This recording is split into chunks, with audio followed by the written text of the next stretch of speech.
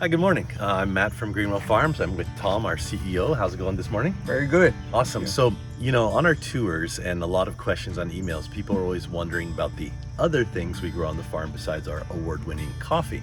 And so today I thought we'd go over a couple of them, okay? So can you tell me what this is? This is a black pepper vine. Black pepper vine. Yeah. Yes. Table pepper, otherwise. Everybody's favorites. And when did you start growing this? In the early or late 90s. Okay. About 98, I think. How did you get some? Well, I have some guys from working for us from Ponape, Micronesia, Yeah, and they would bring me pepper every time they come back every season, and let's see. I had to find myself some pepper. So Yeah, I've read that Ponape pepper was once considered the best pepper on the planet. yeah. And now, what made you decide to go into this as a commercial venture? Well, it started out for myself. I see. Because it is exceptional pepper. Oh, amazing stuff. And I eat it every day, by the way. yeah. Yeah, And every time I'd share it with friends that come over to the house for dinner, right. they always wanted some, so they were diving into my stash. And so I had to grow my own. Got you. Now, I understand you got it from Micronesia, but this is actually native to southern India, right? Mm-hmm. And from this, how do you process that into black pepper? Well, as you can see, there's a lot of, they're the corns, right? Mhm. And as they grow, we pick it just before they actually turn ripe, and Okay. they're almost like this color. I see. And at that point, we'll boil it. Mhm. Well, first we gotta destem it, Mhm. then we boil the corns. All done by hand, right? Yeah, everything Okay. done by hand. Flash boil I see.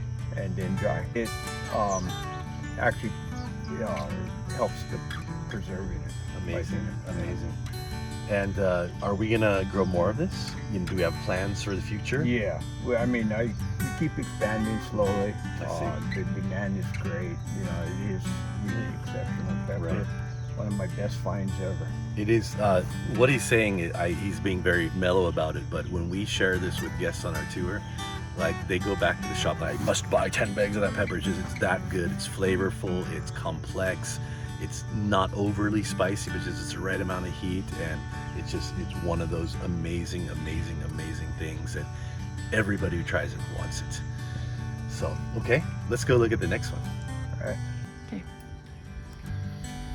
Oh, that's amazing. Isn't it? What is this? This is vanilla. Vanilla. Oh my God. Yeah. Everybody loves vanilla, right?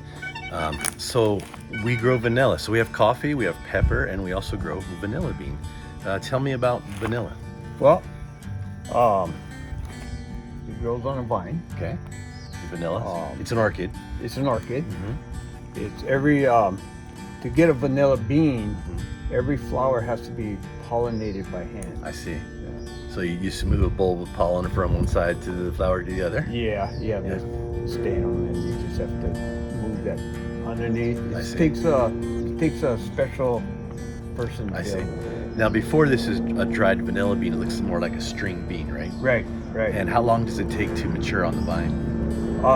It takes about 6, 7 months. 6, 7 months, okay. And then once you take it off the vine, what's involved in turning it into a vanilla bean? Well, you go through quite a bit of process for that. So you take it off, you boil it, you wrap it up in cloth,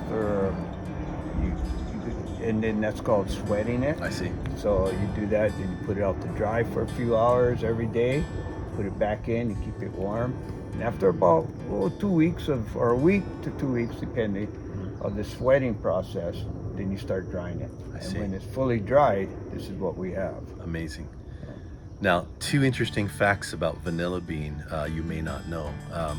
If you look into the international retail price for 1 pound of vanilla, it's like $1,280. It's unbelievable, right? Yeah. Well, we don't buy it by the pound, obviously. The second thing is, University out of Oregon State has proved beyond any doubt that vanilla has no taste. It's all aroma based. So when you make extract, you're just scenting the alcohol. When you see it in chocolate or ice cream, it's kind of the taste plus aroma becomes flavor phenomena, right? Right. It's really amazing stuff. And so, do we plan to expand our vanilla land? Yeah, we're going to. We've had it. We're trying to do it organically as much as possible. But it is in part of the process. You know, we've gone through so much with the coffee right now. Right. We're concentrating on that. Sure, sure. But yes, absolutely. I think vanilla is a great plant to grow here. in Right. Hawaii. And we sell this at our gift shop in 8-gram seal meals, and people just love it. They make their own extract. They scrape the beans into creams, and there's just so many interesting things you can do with fresh vanilla Yeah, just make it air freshener. beans. It smells amazing. All right, so we have coffee. You also learned we have pepper and vanilla. What's our fourth one? This is cacao. Cacao, chocolate. Yeah. Now, when did you plant these cacao trees? Because they're maybe 15 to 20 feet high? Yeah. Well, they get pruned quite I a see. bit. But the cacao we started planting, you caught me off guard on that. I see. But it's been at least 20 years. 20 years, okay. And was it intended to become something, or just we're putting it in the ground? No, I was experimenting with it. I see. And then we have about a half acre of cacao. A half acre. So that's like how many trees? Oh, shucks. I'd say it's probably about 200 trees. Okay. And so I was involved in the project a few years ago to turn our cacao into chocolate. Mm-hmm. What do we actually do on property with the cacao? Well, we grow it, Mm-hmm. then we'll pick it and ferment the cacao seed. I see. And then from that point, we dry it, and then it goes to the chocolate maker. Got you. And they'll roast it up, they'll deshell it, then they'll melange it into our chocolate bars. So we basically sell this at our gift shop in a 1 ounce bar, and we have a milk, a dark, and then a Kona mocha, which is a combination of our chocolate and coffee, and it's very, very, very nice chocolate. Everybody who tries it says they love it. Now, are we going to do more of this? I mean, I know coffee is our main thing, and you have all this other stuff going on. Does it make sense to do more? Yeah, sure it does. You know, I think we probably go to about a couple acres. And the more people buy it, well, then you gotta grow more. You gotta grow more. I see. Is there, I see you have something kind of munching on your leaves. It may be the Japanese rose beetle or something. Do they do deep damage to the tree, or it's just superficial? No, as you see, we got these real young leaves coming, and this plant will grow faster than the beetle can eat the leaves. Got you. And you look on the ground, it just All fallen creates leaves, yeah. creates a natural ground cover. Amazing. So, you don't have to do any weed control much at all. Now, if I opened up a cacao pod, there's a bunch of seeds in there. Could I plant that and grow it into a tree? Sure. Yeah. And that's usually how it's done, or you do more cuttings, graftings? No, we've done everything by seed. We have about seed. 5 different varieties. I see. And, I see. kind of mix it up, you get better pollination.